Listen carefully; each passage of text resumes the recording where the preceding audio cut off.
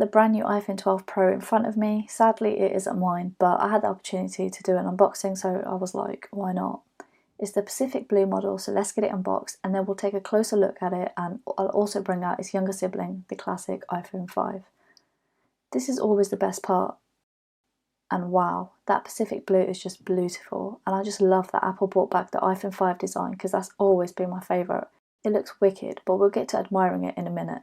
So here you can see a few icons that illustrate what the buttons on the sides are, which I think is unnecessary, but that's just because I'm too familiar with them. Pretty handy if you're new to the iPhone world, although you'd definitely figure them out without this. But at least there's something you can take off to unveil the beauty that is the iPhone 12 Pro. Aside from the phone itself, you also get a USB-C to Lightning cable. Now there's been a lot of negativity around this because there's no power adapter in the box, but the good news is that you can still use your old iPhone charger because the 12 Pro still has a Lightning port. I would have preferred USB-C, but soon enough there'll be no port because Apple are bound to go completely wireless, so that could partially explain their move.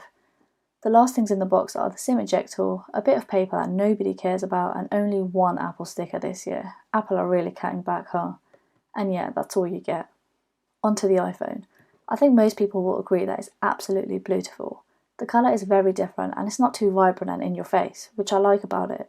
Design-wise, it's basically the iPhone 5's older sibling. It looks identical with its boxy shape, which I really love. It does feel a little chunky, but in a completely good way, because that gives it a really good grip. And because it's flat at the bottom, you can have it stand on a flat surface, which could be really useful for things like FaceTime calls. The sides are super shiny and reflective, so they will catch a lot of fingerprints, which isn't ideal, but the overall design is very nice. Let's take a closer look at the colour. I mentioned that it's not too vibrant and in your face, and you can see that it isn't. It definitely looks less blue in different lighting, but that's not a bad thing and probably means that you won't get too bored of the colour. Let me just bring out the younger sibling, the classic iPhone 5. Well, it's actually the 5S, but you can see the similarities in design. The 5 has always been my favourite, so I'm glad Apple have basically reused the design for the 12 Pro. It's a classic and it just looks really nice. I'll be unboxing the graphite model next, so stay tuned and thanks for watching.